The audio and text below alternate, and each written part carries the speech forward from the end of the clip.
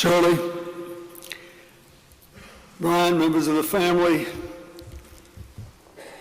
members of Zell's larger political family, and to all the former governors and first ladies and senators and others who are here.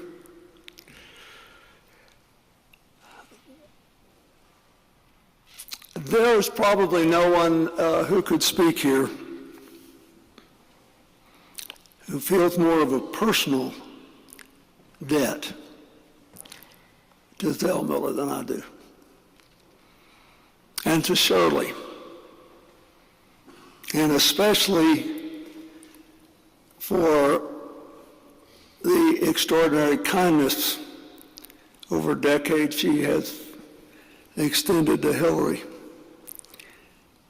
Every time I saw them, I thought they were like two Methodist Sunday school teachers getting together, ruining the fact that everyone else was just not quite as caring as they were about X, Y, and Z.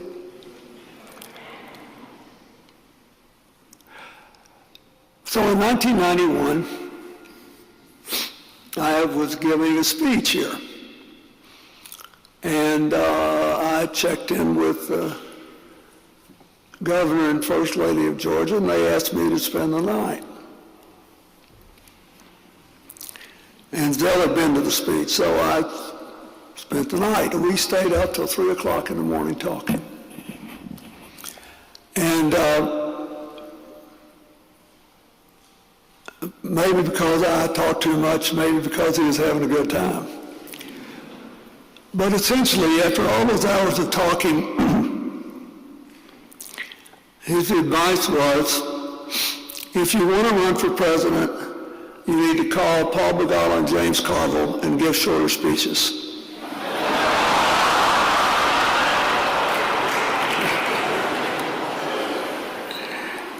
Well, I took 50% of the advice.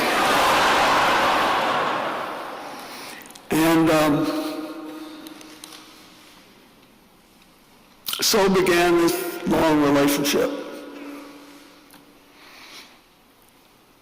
I never won a primary election till we got to Georgia.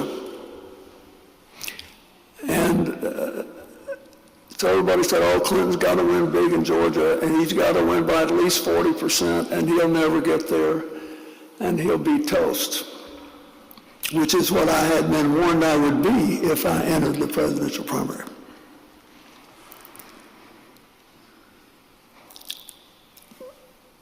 "57% later, it worked out different.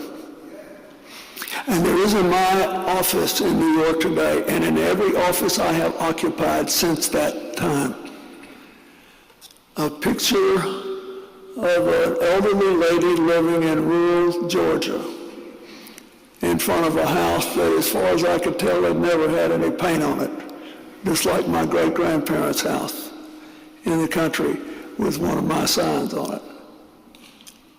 I remember every stop I made and every bus trip. I remember the whole deal.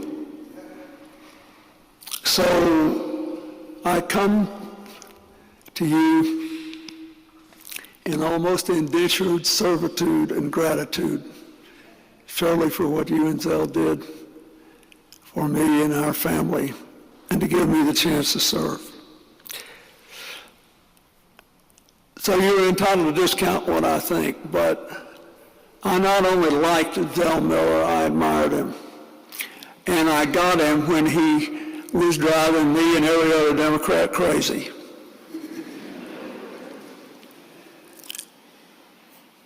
And you got a lot of people here in this audience who spent their lives trying to win elections.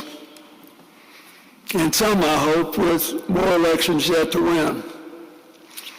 And when you get to be my age, I think the most important thing is, how do you keep score?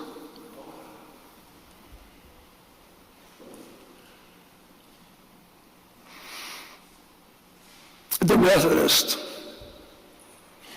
follow John Wesley's scorekeeping. Do all the good you can for all the people you can in all the ways you can, however you can. In other words, show up every day and make something happen. Zell Miller believed in government. He believed government should offer hope and opportunity. A hand up, not a hand out. That's why he never left our party. But he also believed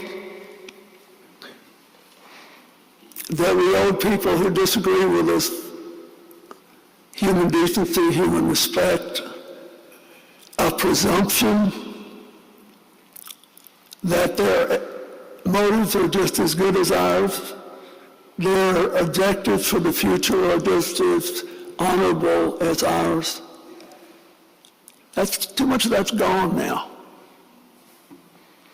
So the first thing I want to say about my friend is,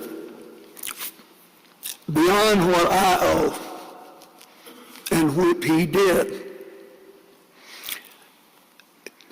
he kept score in what I think was the right way. He respected public service as an honorable endeavor. He thought every great country had to have an effective government that offered hope and a hand up. He did not believe that people who disagreed with him by party were by definition bad people or the objects of destruction. That particularly in times of great stress, we should find a way to see each other as people and reach across the lines that divide us. And finally, he really was a good Methodist in the way he kept score. So I'd be making a mistake if I got off this program and he would be talking to me in my dreams tonight. You forgot to tell him that there are 1.8 million people who got college educations in Georgia because of the Hope Scholarship. You forgot to tell him that there are 1.6 million little kids who were in preschool programs because of this effort.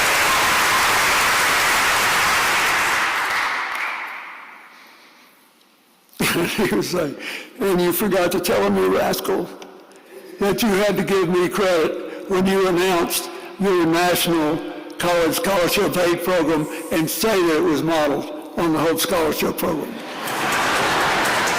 And it was, and we'd given 10 million people aid nationally before I left office. Goodness knows how many now.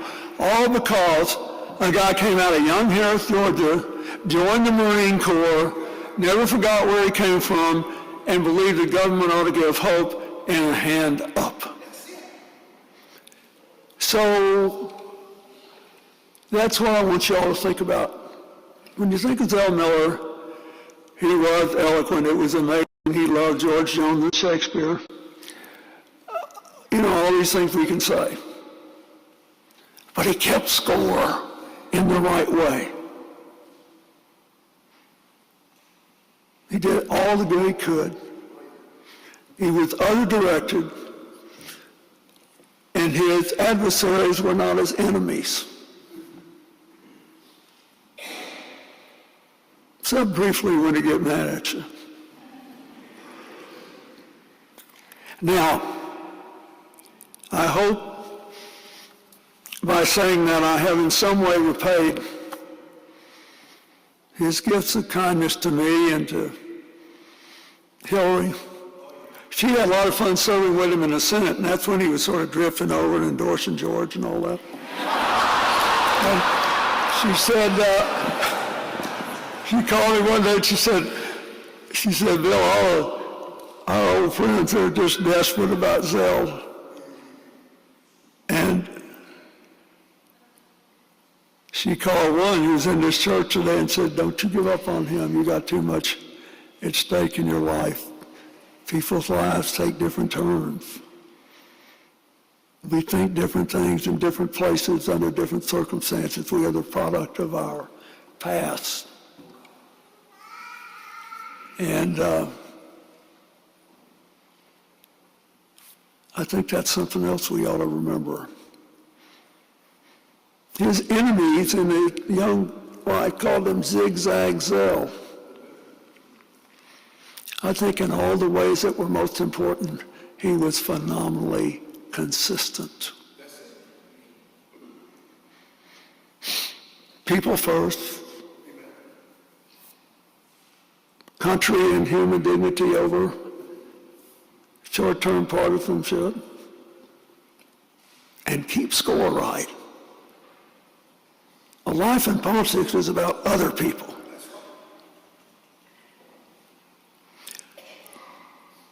You came a long way from young Harris. Just one more thing I want to say. It means a lot to me as a Southerner that you were the first person to try to take the Confederate flag off. It means a lot to me as a Southerner that when Andy Young went to the United Nations, you were, I think, the first political figure to endorse John Lewis, and that he's still there. And that we're about to celebrate the 50th anniversary of Martin Luther King's assassination, and Atlanta is represented in Congress by somebody who was part of the original team. And that he was a part of that.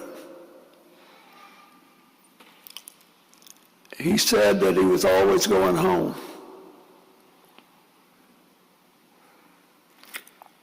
The African American churches refer to funerals as homegoings. So, my friend, you are finally home.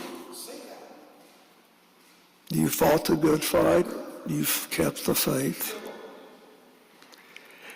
And those of us who were lucky enough to know you and Shirley for any part of the long lives you have shared together are richer for it.